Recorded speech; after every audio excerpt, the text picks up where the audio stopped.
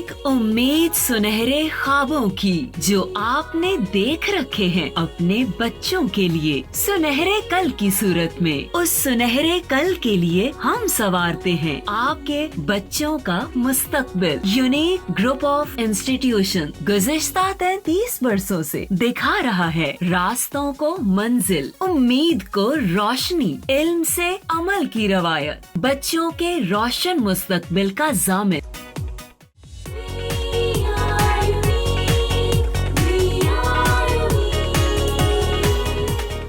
अस्सलाम वालेकुम स्टूडेंट्स, आज का हमारा एडिशनल शॉर्ट क्वेश्चन आंसर का लेक्चर नंबर 32। हम प्रीवियस 25 तक additional short question unique notes के डिस्कस कर चुके हैं। 25 के बाद देखते हैं कि हमारा 26 क्वेश्चन में क्या रिक्वायरमेंट है उसकी और क्या पूछ रहा है। ये सारे वही शॉर्ट क्वेश्चन आंसर है बेटा जो हमने टॉपिक्स के अंदर पढ़ चुके हैं। इनको दोबारा से करवाने का पर्पस सिर्फ ये है कि आपको चीज़ें लर्न हो चुकी हों और हो भी जाएँ। What is meant by question है जी, what is meant by ultrasound. Question number 26 है, व्हाट इज़ अल्ट्रासाउंड। तो अल्ट्रासाउंड हम पढ़ चुके हैं। सच साउंड्स, या ऐसे साउंड जिनकी फ्रिक्वेंसी क्या होती है, हायर देन 20,000 हर्ट्ज। अल्ट्रासाउंड क्या है, ऐसे साउंड्स जिनकी फ्रिक्वेंसी हायर देन 20,000 हर्ट्ज होती है, जिनकी फ्रिक्वेंसी क्या है, हायर होती है किससे, 20,000 हर्ट्ज से। They are called as ultrasound और ये they are inaudible to human ear, ये हमें इंसान को नहीं सुन सकता। ठीक है, ये क्वेश्चन नंबर 26 हो गया बेटा। उसके बाद है जी क्वेश्चन नंबर 27। क्वेश्चन नंबर 27 में स्टेटमेंट उसकी ये है, what do you mean by noise pollution. कि नॉइस पोल्यूशन क्या है। आसान सा आंसर देखिएगा, नॉइस पोल्यूशन, नॉइस ऐसा साउंड जो जेरिंग एंड अनप्लेजेंट इफेक्ट देता है हमारे ईयर्स को, दैट इज़ कॉल्ड एज, उसे हम नाम देते हैं नॉइस का। और noise is an undesirable sound that is harmful for health of human and other species. Noise क्या इफेक्ट करता है हमारे इन्वायरमेंट को। सच सिचुएशन, जब वो हमारी इन्वायरमेंट को इफेक्ट करता है तो ऐसी सिचुएशन को हम क्या नाम देते हैं, that is called as noise pollution. यानी इन्वायरमेंट में चेंज, किसी भी तरह का चेंज पॉल्यूशन होता है, चाहे वो साउंड पोल्यूशन हो, चाहे वो वाटर पोल्यूशन हो, चाहे वो एयर पोल्यूशन हो, तो इन्वायरमेंट में चेंज पॉल्यूशन होता है। क्वेश्चन नंबर 28 है जी, व्हाट इज़ अ ट्यूनिंग फोक।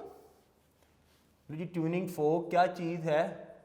देखिएगा, ट्यूनिंग फोक एक ऐसी डिवाइस होती है जिसको हम यूज़ करते हैं। एक ऐसा स्टील का इंस्ट्रूमेंट होता है जो कंसिस्ट करता है किस पर, एक स्टेम पर और दो प्रॉन्ग्स पर। उसे हम क्या नाम देते हैं, it is called as tuning fork. ये स्कूल लैब के अंदर हम इसको यूज़ करते हैं डिवाइस को, किस चीज़ के लिए, टू प्रोड्यूस साउंड। कैसे साउंड प्रोड्यूस होता है, जब हम उसको स्ट्राइक करते हैं किसके साथ, ट्यूनिंग फोक को रबर पैड के साथ या उसके प्रॉन्ग्स को हैमर के साथ स्ट्राइक करते हैं, तो उसके जो प्रॉन्ग्स होते हैं, जो आर्म्स होते हैं, वाइब्रेट करते हैं, जो क्या प्रोड्यूस करते हैं, साउंड। जब हम उसे कान के पास लेके आएंगे तो हमें बहुत फीबल साउंड सुनाई देगा। अगर हम उसे किसी सरफेस पर प्लेस करेंगे तो थोड़ा सा ज़रा लाउडर साउंड सुनाई देगा।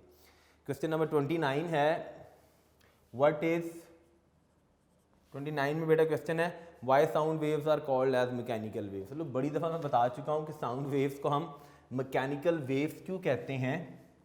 जो साउंड वेव्स होती हैं, साउंड वेव्स मैकेनिकल वेव्स क्यों हैं भाई बेटा। साउंड वेव्स मैकेनिकल वेव्स इसलिए हैं कि मैकेनिकल वेव्स वो वेव होती हैं, those wave which require medium for their propagation या ट्रैवलिंग। जिन्हें अपनी प्रोपोगेशन के लिए या ट्रैवलिंग के लिए मीडियम चाहिए होता है, वो वेव मैकेनिकल वेव होती है। तो साउंड को भी मीडियम चाहिए फॉर देयर ट्रैवलिंग या propagation, that is why they are called as mechanical waves. Mechanical waves हैं तो फिर बता रहा हूँ कि इनके अंदर एनर्जी कौन सी होती है, they have mechanical energy. Energy भी कौन सी है, मैकेनिकल एनर्जी होती है। क्वेश्चन नंबर 29 तक एडिशनल शॉर्ट क्वेश्चन ख़त्म हो गए।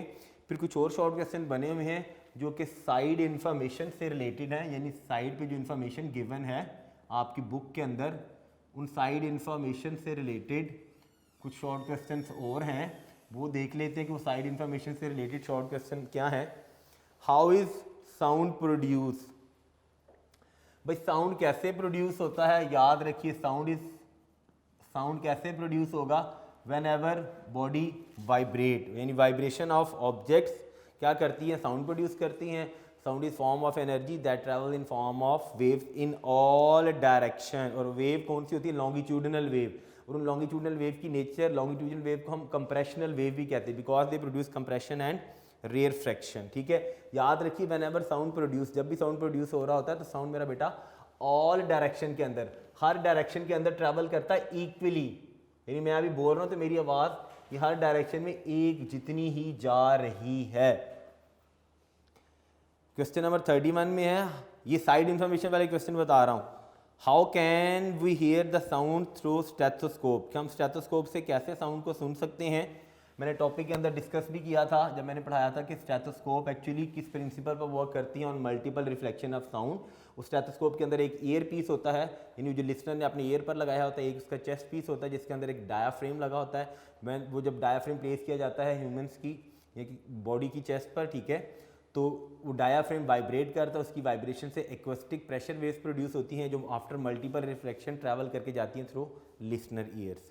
ये इन्फॉर्मेशन साइड में डॉक्टर्स यूज़, डेफिनेट बात है डॉक्टर से यूज़ करना स्टेथोस्कोप को किस चीज़ के लिए, हार्ट बीट को चेक करने के लिए, लंग्स की वाइब्रेशन को चेक करने के लिए। क्वेश्चन नंबर 32 है, बड़ा इंपॉर्टेंट क्वेश्चन है, पेपर में अक्सर औकात आ जाया करता है, साइड इंफॉर्मेशन में गिवन है। व्हाट इज साइलेंट विसल, क्या है साइलेंट विसल क्या है। यहाँ क्वेश्चन ऐसे भी आ सकता है साइड इंफॉर्मेशन में जो गिवन है, राइट इट्स फ्रीक्वेंसी लिमिट, उसकी फ्रीक्वेंसी लिमिट क्या है। या क्वेश्चन ऐसे भी आ सकता है, what is meant by soundless whistle, यानी साइलेंट का मतलब है खामोश जिसकी आवाज़ नहीं आ रही। ठीक है, तो कुछ लोग some people use silent whistle किस चीज़ के लिए यूज़ करते हैं, टू कॉल डॉग्स, क्योंकि उसकी फ्रीक्वेंसी लाई करती है बिटवीन कितना 20 हर्ट्ज से लेकर 25,000 हर्ट्ज। यानी साइलेंट विसल की फ्रीक्वेंसी कितनी होती है मेरा बेटा, 20 हर्ट्ज से लेकर 20,000 हर्ट्ज से लेकर 25,000 हर्ट्ज तक की। ह्यूमंस के लिए इनऑडिबल, क्योंकि हम साउंड जिसकी फ्रीक्वेंसी 20,000 हर्ट्ज से अबव वो सुन ही नहीं सकते। तो ये फ्रीक्वेंसी लाई करती है between frequency range of dogs. तो डॉग इस आवाज़ को क्या कर सकते हैं, सुन सकते हैं, जो ह्यूमंस के लिए क्या होती है, इनऑडिबल होती है। उस विसल को क्या नाम दिया जाता है, that is called as silent whistle. Question number 33 है, identify which part of these instruments vibrate to produce sound, कि इन इंस्ट्रूमेंट के कौन से पार्ट होते हैं जो वाइब्रेट करते हैं साउंड को प्रोड्यूस करने के लिए। तो डिफरेंट इंस्ट्रूमेंट्स उसमें बताए हुए हैं क्वेश्चन नंबर 33 के अंदर। पहला है इलेक्ट्रिक बेल। देखो बेल, स्कूल बेल जो आपके स्कूल में लगी होती है, अगर आप उसको क्लोजली ऑब्जर्व करें, जब बेल रिंग कर रही होती है तो उसके अंदर एक ड्रम होता है, उसके ऊपर एक हैमर होता है, वो हैमर कंटिन्यूसली वाइब्रेट करता है। पीछे उसका सारा प्रोसीजर क्या है वो आपको करने की कोई ज़रूरत नहीं है। उसमें एक हैमर लगा होता है, वो हैमर जब वो जो जिस चीज़ के ऊपर वो जो गोंग सा बना होता है ना, सर्कुलर फॉर्म के अंदर होता है, वो मैं शॉर्ट सा सिर्फ आपको बता रहा हूँ कि वो इलेक्ट्रिक बेल में कौन सा पार्ट वाइब्रेट करता है तो वो साउंड प्रोड्यूस करता है। तो ये इलेक्ट्रिक बेल के अंदर एक्चुअली जो हैमर लगा होता है ना, ठीक है, जब हम बेल का स्विच ऑन करते हैं तो हैमर एक्चुअली वाइब्रेट करता है। उसकी बैक पे क्या प्रोसीजर चल रहा था, एक इलेक्ट्रोमैग्नेट लगा होता है। ठीक है, इलेक्ट्रोमैग्नेट क्या होता है, जब इलेक्ट्रिसिटी किसी चीज़ में से भी पास करती है कॉइल में से तो इट बिकम्स मैग्नेट। वो जब वो हैमर को अपनी तरफ प्रोटेक्ट करेगा, ठीक है, तो वो इलेक्ट्रोमैग्नेट की पावर ऑटोमेटिकली डीमैग्नेटाइज हो जाता है, पावर खत्म हो जाती है, दोबारा वापस जाएगा। वापस जाते हो दोबारा वो जो गोंग सा लगा होता है, ठीक है, उसको स्ट्राइक करेगा हैमर। तो हैमर की स्ट्राइक करने से वो जो गोंग होता है वो वाइब्रेट करता है, जिससे क्या चीज़ प्रोड्यूस होती है, साउंड प्रोड्यूस होती है। दूसरी वाले ऑप्शन के अंदर उसने पूछा हुआ है जी लाउड स्पीकर है, तो लाउड स्पीकर के अंदर क्या चीज़ वाइब्रेट करती है जिससे क्या चीज़ प्रोड्यूस होती है, साउंड प्रोड्यूस होता है। तो सबसे पहली बात, most basic sound loud speaker के अंदर जो प्रोड्यूस होता है वो किस फॉर्म के अंदर होता है, in sine wave, sinusoidal wave. Sine wave आपने चैप्टर नंबर 1 में पढ़ी थी ना, वेव्स बनती हैं, ठीक है।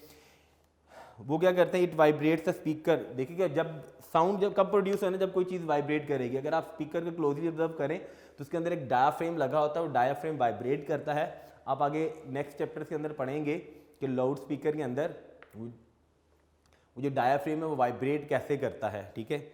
तो उसकी बेसिकली डायाफ्रेम की वाइब्रेशन से साउंड प्रोड्यूस होता है, जो साउंड ट्रैवल करके जाता है, ठीक है, लिसनर के ईयर तक। तो लाउड स्पीकर से साउंड ऐसे, पियानो से कैसे साउंड प्रोड्यूस होता है, देखो पियानो, बेटा पियानो क्या है, piano has a string which are struck by small hammers.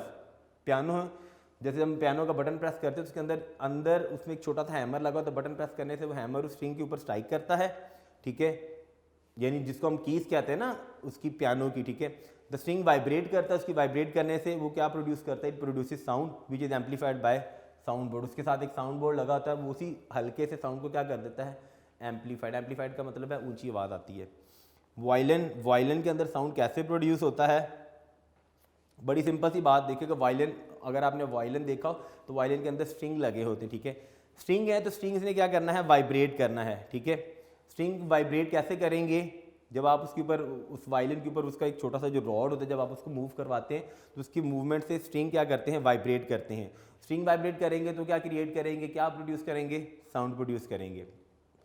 Flute, बांसुरी जो होती है, देखो फ्लूट के अंदर बड़ी आसान सी बात है, फ्लूट के अंदर अब कोई चीज़ आपको ऐसी नज़र नहीं आएगी जो वाइब्रेट कर रही है। याद रखिए फ्लूट एक सिंपल पाइप है, ठीक है। उस पाइप के अंदर डिफरेंट एयर कॉलम्स बन जाते हैं, ठीक है। अब फ्लूट एक हॉलो पाइप, यानी जो अंदर से खाली होती है, जब हम उसके अंदर एयर को ब्लो करते हैं अपने माउथ के ज़रिए, ठीक है, तो एयर इनसाइड द पाइप वो क्या करती है, वाइब्रेट करना, वाइब्रेशन। एज अ रिजल्ट एक प्लेजेंट सी आवाज़ क्या होती है, प्रोड्यूस होती है, ठीक है। ये थे डिफरेंट इंस्ट्रूमेंट्स जिनसे क्या चीज़, साउंड कैसे प्रोड्यूस होता है। क्वेश्चन नंबर 34 के अंदर है, can sound wave travel on moon. भाई क्या साउंड वेव मून में ट्रैवल कर सकती हैं, बड़ा इंपॉर्टेंट क्वेश्चन है। साइड इन्फॉर्मेशन में गिवन है कि साउंड वेव्स मून पर ट्रैवल कर सकती हैं कि नहीं कर सकती। मून पर याद रखिए मेरा बेटा, मून पर हम साइंस पढ़ी हुई है कि कोई भी वहाँ पर एयर नहीं है, देयर इज़ नो एयर, इसका मतलब है मीडियम ही नहीं है जिसने वाइब्रेट करना है। तो चूँकि there is no air on moon and vacuum has no molecules, vacuum के अंदर मॉलिक्यूल्स ही नहीं होते जो क्या करें, वाइब्रेट कर सकें। तो इसका मतलब है मून पर डज नॉट हैव वेरी, यानी मून पर कभी भी साउंड प्रोड्यूस नहीं हो सकता। आगे और थोड़ी सी इंफॉर्मेशन में लिख दीजिएगा कि the density of moon is about 1 billion times less than earth, so in terms of conducting sound wave it is pretty poor, यानी वहाँ पर साउंड वेव्स कंडक्ट नहीं हो सकती। क्वेश्चन नंबर 35 में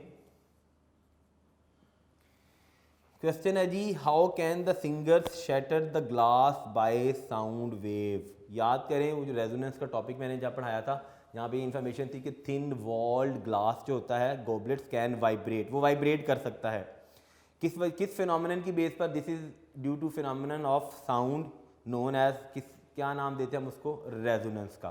तो कुछ सिंगर्स ऐसे होते हैं जो प्रोड्यूस करते हैं क्या चीज़, एक लाउड नोट ऑफ पर्टिकुलर ख़ास फ्रिक्वेंसी के एक लाउड नोट प्रोड्यूस करते हैं, जो क्या करता है, जो उस ग्लास को वाइब्रेट करवाएगा, या उसकी वाइब्रेशन इक्वल होगी उसकी नेचुरल फ्रिक्वेंसी की, या हायर हो जाएगी, जिसकी वजह से वो जो ग्लास क्या हो जाता है, शैटर्ड, टूट सकता है। क्वेश्चन नंबर 36 में है, why is the voice of women more shrill than that of man. वही पुरानी बात कि वॉइस ऑफ वुमेन श्रिल की होती है मैन की निस्बत। आसान सी बात बेटा, वुमेन है और मैन दोनों में वुमेन की वॉइस श्रिल होती है, मैन की वॉइस क्या होती है, ग्रेव। किस बेस पर, कि वुमेन की वॉइस की फ्रीक्वेंसी क्या होती है, हाई होती है, मैन है तो उसकी वॉइस की फ्रीक्वेंसी क्या होती है मेरा बेटा, लो होती है। अगर फ्रीक्वेंसी हाई होगी तो इसका मतलब है पिच भी क्या होगी, हाई होगी। अगर फ्रीक्वेंसी लो है तो इसका मतलब है पिच भी क्या होगी, लो होगी। पिच क्या था, such characteristics of sound by which we distinguish between a grave and shrill sound. Pitch depend करता है किस चीज़ पर, फ्रीक्वेंसी पर। क्वेश्चन नंबर 37 है, which property of sound wave determine it's loudness या पिच। तो लाउडनेस कौन सी प्रॉपर्टी वेव की डिटरमिन करती है। क्वेश्चन नंबर 37 में बेटा वही पुरानी बातें, लाउडनेस मेरा बेटा कौन सी प्रॉपर्टी डिटरमिन करती है, एम्पलीट्यूड। और पिच कौन सी प्रॉपर्टी डिटरमिन कर रही होती है, फ्रीक्वेंसी की। हम पढ़ चुके हैं टॉपिक के अंदर भी, और साइड इंफॉर्मेशन भी गिवन थी। अच्छा जी, क्वेश्चन नंबर 38 है, on what factor does the frequency of tuning folk depend upon. कि जो ट्यूनिंग फोक है, ठीक है, उसकी फ्रीक्वेंसी किस चीज़ पर डिपेंड करती है। फिर से बड़ा इंपॉर्टेंट क्वेश्चन है। क्वेश्चन नंबर 38 में वो पूछ रहा है कि ट्यूनिंग फोक की फ्रीक्वेंसी किस चीज़ पर डिपेंड करती है। ये है ट्यूनिंग फोक, ठीक है जी, यू शेप का होता है, बार बार बता चुका हूँ। ये मेरा बेटा शाबाश, this is called as stem of tuning fork. ये ट्यूनिंग फोक के आर्म्स होते हैं, या हम इन्हें क्या नाम देते, they are called as prongs. तो इस ट्यूनिंग फोक की फ्रीक्वेंसी किस चीज़ पर डिपेंड करती है, फ्रीक्वेंसी किस चीज़ पर डिपेंड करती है, मैथ पर। किसके मैथ पर? मैथ ऑफ आर्म्स पर, या जिन्हें हम क्या नाम देते हैं, प्रॉन्ग्स का नाम देते हैं। कैसे डिपेंड करती है? अगर मैथ मोर है, ज़्यादा मैथ है, उसका मतलब क्या हुआ? एफ है फ्रीक्वेंसी, फ्रीक्वेंसी क्या होगी? लो। ऑपोजिट क्या, वाइस वर्सा क्या है? इफ मैथ इज लेस तो फ्रीक्वेंसी क्या होगी? हाई होगी। ठीक है जी, ये हो गया 38 क्वेश्चन। 39 क्वेश्चन में है विच sound is loudest animal sound ever recorded. सबसे ऊंची आवाज़ जो आज तक रिकॉर्ड की गई है वो किस एनिमल की थी? ब्लू व्हेल की। कितनी है वो? 180 dB। Rumble is the loudest animal sound ever recorded. Whales क्या करती हैं? वेल्स ऐसा साउंड प्रोड्यूस करती हैं जो बहुत ऊंची आवाज़ का होता है, उसकी रंबलिंग की वजह से they can easily communicate through a long distance, यानी उनकी कम्युनिकेशन बहुत हाईली कम्युनिकेट करती हैं। ठीक है, द रीज़न इज दैट के साउंड जो है वो ट्रैवल करता है more faster in liquid as compare with किसमें? एयर में। क्वेश्चन नंबर 40 है जी how do elephants detect the low frequency sound waves. देखिए क्या पहली बात है, जो एलिफेंट्स हैं वो कम्युनिकेट करते हैं, ये भी पेपर में शॉर्ट क्वेश्चन में आ जाता था, किस तरह कम्युनिकेट करते हैं? लो फ्रिक्वेंसी साउंड वेव से। अब उनके जो बड़े बड़े ईयर्स होते हैं, अगर उसकी फ्रिक्वेंसी लो है तो उसकी वेवलेंथ क्या होगी? हाई। वेवलेंथ हाई होने का मतलब है साउंड लॉन्गर डिस्टेंस कवर करेगा। तो बड़े बड़े कान होने की वजह से they can easily communicate, effectively communicate through longer distance, यानी बहुत किलोमीटर तक वो ईजिली क्या कर सकते हैं? कम्युनिकेट कर सकते हैं by detecting low frequency sound waves को। क्वेश्चन नंबर 41 में है can we see sound wave on screen. जी बिल्कुल, हम साउंड वेव को स्क्रीन पर देख सकते हैं, बिल्कुल देख सकते हैं। उसके लिए हम एक डिवाइस यूज़ करते हैं जिसको हम क्या नाम देते हैं? ऑसिलोस्कोप का, जो यूज़ होती है किस चीज़ के लिए? साउंड वेव्स की पिक्चर प्रोड्यूस हो रही होती है उसके ऊपर। क्वेश्चन नंबर 42 में बेटा what is the highest frequency range of the following. वो इन्फॉर्मेशन बुक में एक टेबल है, बड़ा इंपॉर्टेंट टेबल है, जिसके अंदर डिफरेंट एनिमल्स की फ्रिक्वेंसी रेंज गिवन है। ठीक है, तो फ्रिक्वेंसी रेंज आपने याद कर लेनी है। बैट्स की कितनी होती है? 120,000 हर्ट्ज़ की। माइस है तो माइस की कितनी होती है? 100,000 की। डॉग्स की कितनी होती है? 35,000 की। और कैट्स की गिवन है, कैट्स की कितनी होती है? 25,000 की। तो इनकी डिफरेंट फ्रिक्वेंसी रेंज आपने याद कर लेनी है। क्वेश्चन नंबर 43 में है जी by whom and when was the speed of sound in air first accurately measure. किसने की थी और कब एक्यूरेटली मेजर हुई थी स्पीड ऑफ साउंड? किसमें? एयर में। तो साइड इन्फॉर्मेशन के अंदर गिवन है कि speed of sound in air was first accurately measured कब हुई थी? 1738 के अंदर बाय मेंबर ऑफ एक फ्रेंच एकेडमी थी, उसके मेंबर से जिन्होंने 1738 के अंदर स्पीड ऑफ साउंड मेजर की थी। कैसे मेजर की थी उन्होंने? दो कैनन्स लिए, were set up two hills approximately 29 kilometre apart. दो कैनन्स, ठीक है, जिनके दरमियान 29 किलोमीटर का डिस्टेंस था, दो हिल्स पर उन्होंने रखे। ठीक है, वहाँ से जब उनको फायर किया गया तो क्या किया? By measuring the time interval between the flash of cannon. देखिए कि जब कैनन फायर होता है उसमें से एक फ्लैश निकलता है।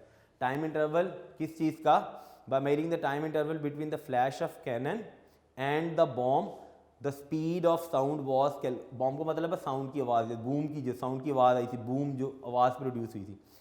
To cannons were fired alternatively to minimize error. दोबारा फिर ये एक्सपेरिमेंट किया गया ताकि कोई भी एरर है उसको क्या किया जा सके? मिनिमाइज किया जा सके। ठीक है, तो उस वक्त उन्होंने स्पीड ऑफ साउंड जो कैलकुलेट की थी वो कितनी थी first time? That was 336 meter per second. किस टेम्परेचर पर? एट 0 सेल्सियस पर। याद रखिए कि टेम्परेचर इंक्रीज करने से स्पीड ऑफ साउंड चेंज हो जाती है। Question number 44 which property displace by the sound when it interacts with materials and boundaries. देखो साउंड 4 प्रॉपर्टीज़ को डिस्प्ले करता है। कौन सी 4 प्रॉपर्टीज़ हैं?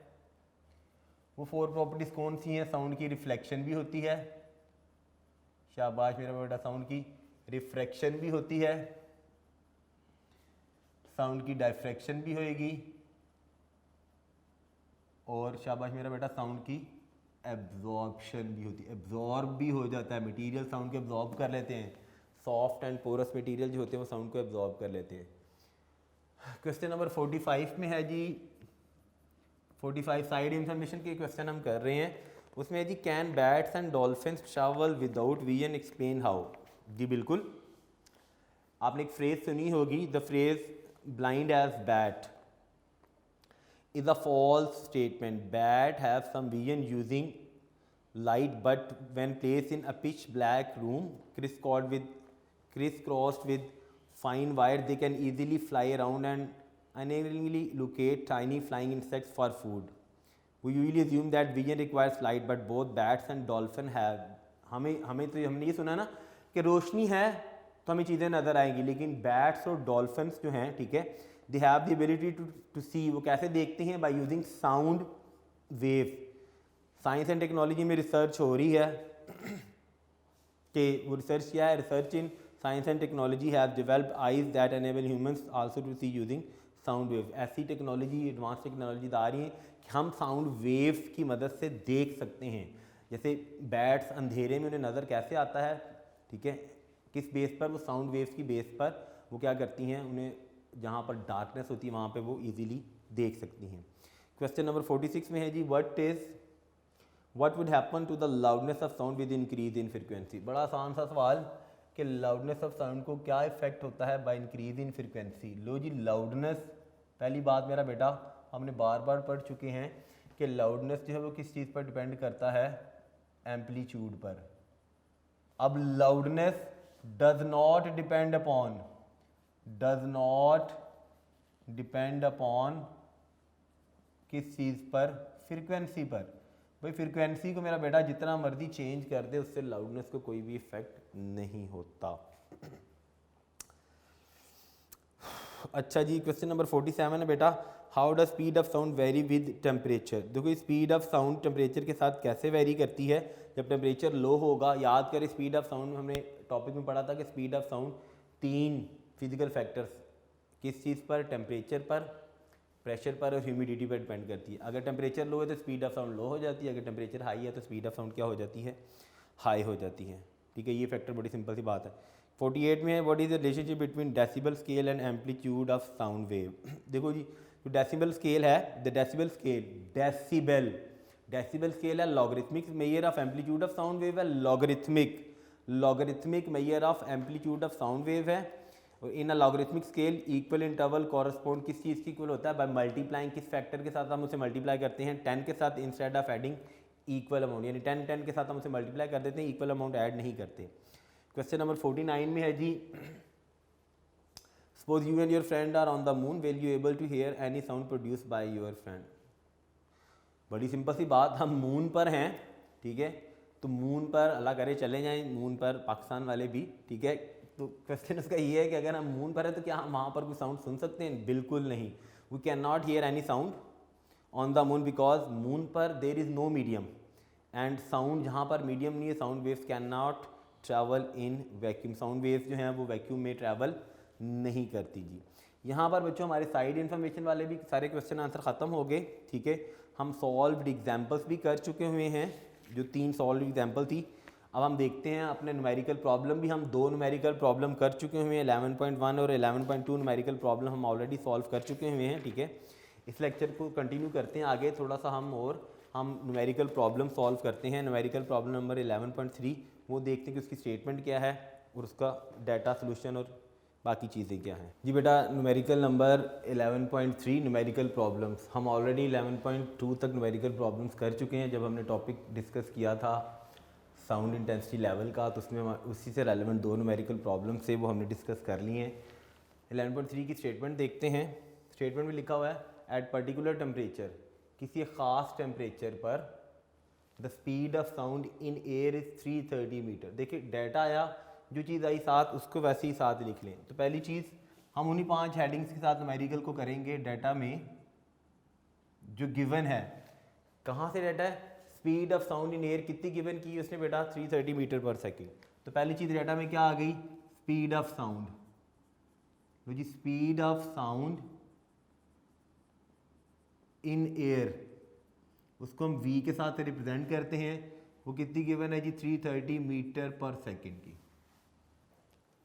कहता है if wavelength of a note is 5 centimetre. कहते हैं एक आवाज़ जो आ रही है, नोट किसी भी चीज़ का, लाइक पियानो है तो उससे भी जो साउंड प्रोड्यूस होता है उसका एक पर्टिकुलर नोट होता है, स्ट्रिंग है उसका पर्टिकुलर नोट होता है. कहते हैं किसी भी नोट की वेवलेंथ कितनी है? 5 सेंटीमीटर. तो जी बेटा दूसरी चीज़ डाटा के अंदर क्या आ गई हमारे पास, वेवलेंथ ऑफ नोड, और वेवलेंथ को लैम्डा के साथ रिप्रेजेंट करते हैं। उसकी वैल्यू कितनी गिवन है मेरा बेटा, 5 सेंटीमीटर। लो जी यूनिट वेवलेंथ डिस्टेंस होता है, यूनिट डिस्टेंस का हमने 9th क्लास में पढ़ा था, डिस्टेंस का यूनिट मीटर होता है।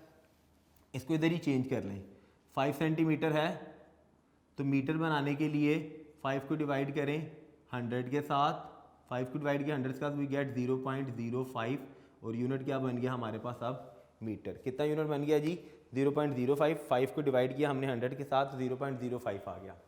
लेकिन इतनी सारी आगे चीज़ बेटा हमारे पास, कैलकुलेट। कैलकुलेट का मतलब है हम अपनी दूसरी हेडिंग के अंदर आ जाएंगे, टू फाइंड। भाई फाइंड हमने क्या करना है, फाइंड में हमने करना है फ्रीक्वेंसी ऑफ साउंड वेव। तो जी बेटा हमने फाइंड आउट करनी है क्या चीज़, फ्रीक्वेंसी ऑफ साउंड वेव। भाई वो साउंड वेव जो ये नोट बना रही थी, ठीक है, फ्रीक्वेंसी को रिप्रेजेंट करते हैं हम एफ के साथ, ये हमने फाइंड आउट करनी है।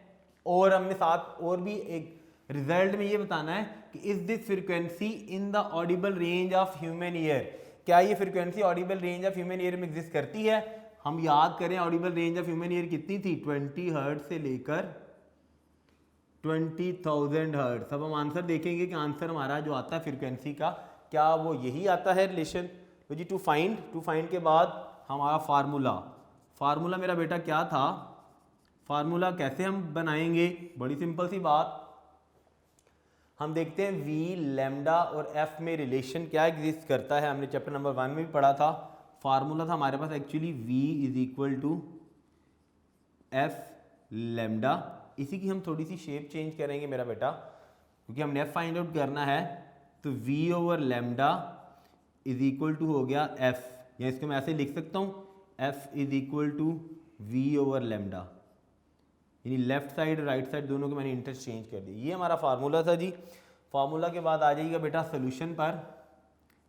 सोल्यूशन में हमने इसी फार्मूला के अंदर सिंपल सी वैल्यूज को सब्स्टिट्यूट करना है और हमारे पास आंसर आ जाएगा जी। f is equal to v over lambda, f is equal to v over lambda, ये था जी फार्मूला। जी f ऐसे ही आया, ठीक है जी। हम देखें v स्पीड कितनी थी, 330। लीजिए यहाँ मैंने वैल्यू लिखी 330, इसको मैंने डिवाइड किया लैम्डा की वैल्यू मैं कौन सी यूज़ करूँगा, 0.05। तो 0.05 फ्रीक्वेंसी f, 330 को बेटा 0.05 से डिवाइड करें, कैलकुलेटर से डिवाइड कीजिएगा, ज़ुबानी मत करने की कोशिश कीजिएगा। 330 डिवाइडेड बाय 0.05, तो वी गेट 66।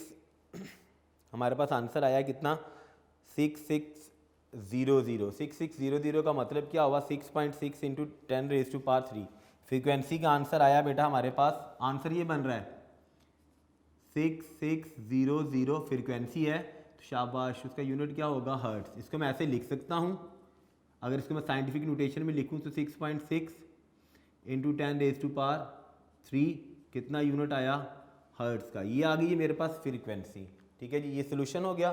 सोल्यूशन के बाद लास्ट वाली हेडिंग थी हमारी किस चीज़ की, रिजल्ट की। रिजल्ट हमारे पास क्या आया है, रिजल्ट वही चीज़ जो हमने फाइंड आउट की है, फ्रीक्वेंसी, ठीक है, फ्रीक्वेंसी ऑफ साउंड वेव। तो पूरा लिख लें या खाली सिंपल वर्ड लिख लें फ्रीक्वेंसी का, तो frequency of sound wave f is equal to हमने कितनी निकाली है, 6.6 इंटू 10⁻³ हर्ट्स की। अब क्वेश्चन उसका ये था, एक हिस्सा उसका ये भी था कि is this frequency in the Audible range of human ear, के क्या ये frequency Audible range of human ear में एग्जिस्ट करती है। 6600 बनी थी ना, हमारी कितनी रेंज है, 20 से ऊपर और 20,000 तक, उससे ऊपर नहीं सुन सकते। तो ये 6600 हमारी ह्यूमन ईयर की ऑडिबल फ्रीक्वेंसी रेंज में एग्जिस्ट करती है। तो हाँ, आपने रिजल्ट के साथ ही लिख देना है कि यस दिस फ्रीक्वेंसी क्या है, उसने पूछा है क्या ये frequency Audible, yes this frequency lies in किसमें, ह्यूमन की ऑडिबल फ्रीक्वेंसी रेंज में, ऑडिबल फ्रीक्वेंसी रेंज में एग्जिस्ट करती है। लो जी बेटा, ये हो गया हमारा न्यूमेरिकल नंबर 11.3 सॉल्व हो गया। 11.4 देख लेते हैं। बड़ा आसान सा न्यूमेरिकल प्रॉब्लम है, पेपर में अक्सर आ जाया करता है, थोड़ा सा टेक्निकल है। स्टेटमेंट में कहता है जी a doctor counts 72 heart beats. Heart beat कैसे काउंट होती है? देखिए, डॉक्टर जब स्टेथोस्कोप रखता है तो उससे वो हार्ट बीट को क्या करता है? काउंट करता है। ठीक होगी बात जी? काउंट करेगा, गिनेगा कितनी है, 70 है, 80 है, 90 है, कितनी उसने काउंट की? 72। इसका मतलब है हार्ट बीट कितनी देर में वो काउंट कर रहा होता है, ये उसका टाइम होता है। ठीक है, तो जो वो चीज काउंट कर रहा है, वाइब्रेशन हो रही है ना, हार्ट की वाइब्रेशन हो रही है। अगर हार्ट की वाइब्रेशन हो रही है तो इसका मतलब है कि नंबर ऑफ हार्ट बीट्स उसने काउंट की। डेटा में पहली चीज क्या आ जाएगी जी? डेटा में पहली चीज बेटा क्या उसने काउंट की है? Heart beat. कितनी की है? 72। तो इसका मतलब है ये क्या चीज है डेटा की? Number of heart beats. उसको हम स्मॉल एन के साथ रिप्रेजेंट कर लेते हैं। वो कितनी उसने काउंट की है? 72। कि किसी भी पर्सन की उसने 72 हार्ट बीट, 72 टाइम्स हार्ट ने वाइब्रेट किया है। ठीक है जी। देन और साथ में क्या उसने गिवन किया? कितनी देर में उसने की? इन 1 मिनट। भाई कितनी देर उसने ली? टाइम उसने कितना कंज्यूम किया? टाइम टी कितना है मेरा बेटा? 1 मिनट का। मिनट है तो टाइम का यूनिट हमने पढ़ा है सेकंड, तो मिनट से सेकंड बना लें। 1 मिनट में बिल्कुल आपको पता है 1 मिनट में कितने सेकंड होते हैं। इसका मतलब है यहाँ पे टाइम टी किसकी इक्वल आ गया? 60 सेकंड्स के। क्लियर होगी बात दी? ये 60 सेकंड्स बन गए। अब हमने फाइंड क्या करना है? Calculate frequency and period of heart beats. Period का मतलब है टाइम पीरियड। बच्चे को कंफ्यूज करके वैसे वर्ड यूज करता है। क्या चीज हमने फाइंड आउट करना है? Time period. ये बुक में नहीं लिखा, मैंने आपको बताया कि हमने क्या चीज कैलकुलेट करनी है?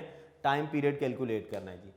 लो जी बेटा, टाइम पीरियड के लिए हम देखते हैं कि फ्रीक्वेंसी के लिए, टाइम पीरियड के लिए फार्मूला क्या है। तो सबसे पहली चीज डाटा के बाद मेरा बेटा क्या आएगा हमारे पास? हेडिंग टू फाइंड की। टू फाइंड में देखिएगा हमने 2 चीजें निकालनी है। फ्रीक्वेंसी ऑफ हार्ट बीट निकालनी है, frequency of heart beats small F, और क्या निकालना है? टाइम पीरियड या पीरियड एक ही चीज है, तो पूरा लिख देते ताकि आपको याद रहे। Time period of heart beats. Time period को कैपिटल टी से, टाइम पीरियड, टाइम नहीं, टाइम पीरियड।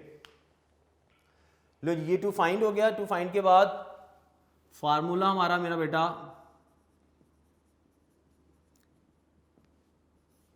फार्मूला क्या है? फ्रीक्वेंसी का और टाइम पीरियड का। लो जी, हमने चैप्टर नंबर 1 में पढ़ा था कि फ्रीक्वेंसी किसकी इक्वल होती है? Number of vibration. हार्ट की वाइब्रेशन हो रही थी, फिर हम यहाँ पे क्या लिखेंगे? Number of heart beats divided by उन नंबर ऑफ हार्ट बीट ने कितना क्या लिया? Time taken. भाई कितनी देर ली, ये उसकी फ्रीक्वेंसी बन जाएगी। Time taken. फ्रीक्वेंसी को एफ के साथ रिप्रेजेंट करते हैं, नंबर ऑफ बीट्स को हमने एन के साथ रिप्रेजेंट किया था, टाइम टेकन को हमने टी के साथ किया। एक फार्मूला तो हमने ये यूज करना है। दूसरा फार्मूला टाइम पीरियड या खाली पीरियड। टाइम पीरियड हमने चैप्टर नंबर 1 में पढ़ा था कि टाइम पीरियड फ्रीक्वेंसी का रेसिप्रोकल क्या होता है? Time period. ये फार्मूला बन गया। सॉल्यूशन में आ जाते हैं बेटा। सॉल्यूशन में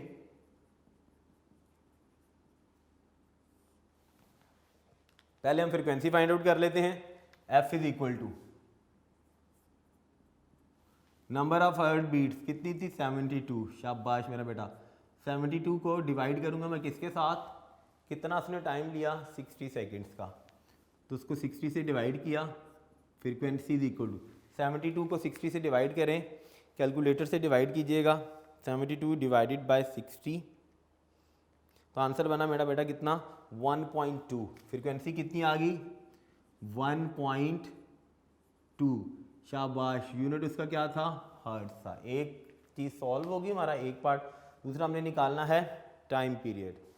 तो टाइम पीरियड का formula T is equal to reciprocal of frequency. Reciprocal of frequency is called as time period. Values लगाइए, T is equal to 1/f कितना निकालना है हमने, 1.2।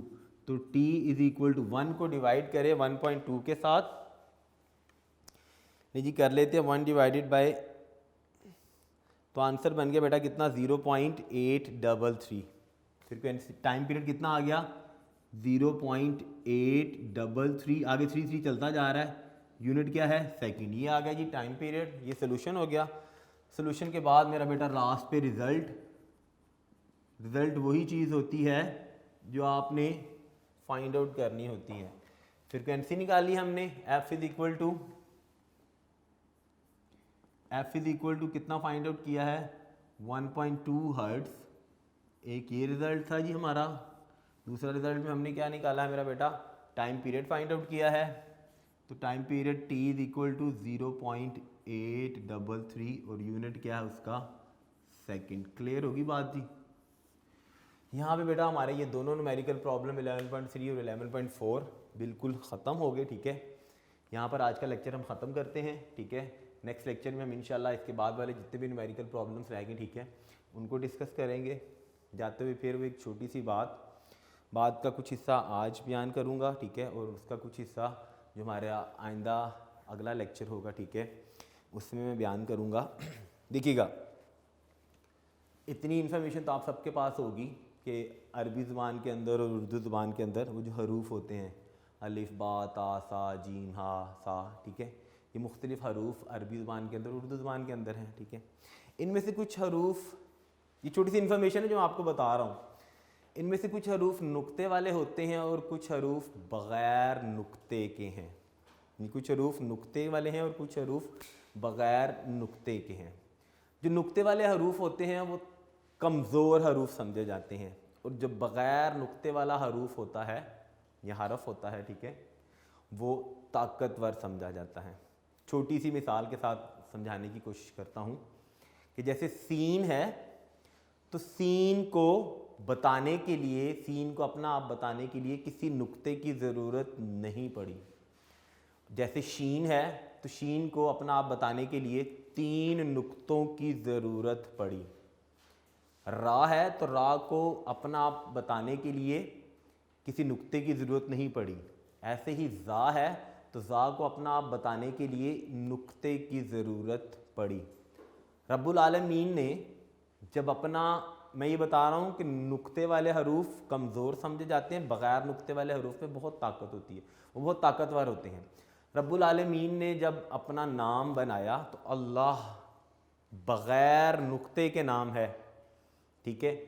जब रब्बुल आलमीन ने अपने महबूब का नाम रखा मुहम्मद, देखिएगा मोहम्मद में भी आपको कोई नुक्ता नहीं नज़र आता। ऐसे ही जब अहमद नाम रखा गया रसूल पाक सल्लल्लाहु अलैहि वसल्लम का, तो अहमद में भी देखिएगा कोई नुक्ता नहीं नज़र आया आपको। फिर अल्लाह में कितने हरूफ हैं, मोहम्मद में कितने हरूफ हैं और अहमद में कितने हरूफ हैं, और अल्लाह ताला ने जो कलमा बनाया उसको तराजू में कैसे तोल के एक जैसा बनाया, ये बात हम इंशाल्लाह अपने अगले लेक्चर में डिस्कस करेंगे, ठीक है। तब तक के लिए बेटा अपना बहुत सारा ख्याल रखिएगा, ख़ुद भी सेफ रहिएगा और अपने प्यारों को भी सेफ रखिएगा। अल्लाह हाफ़िज़।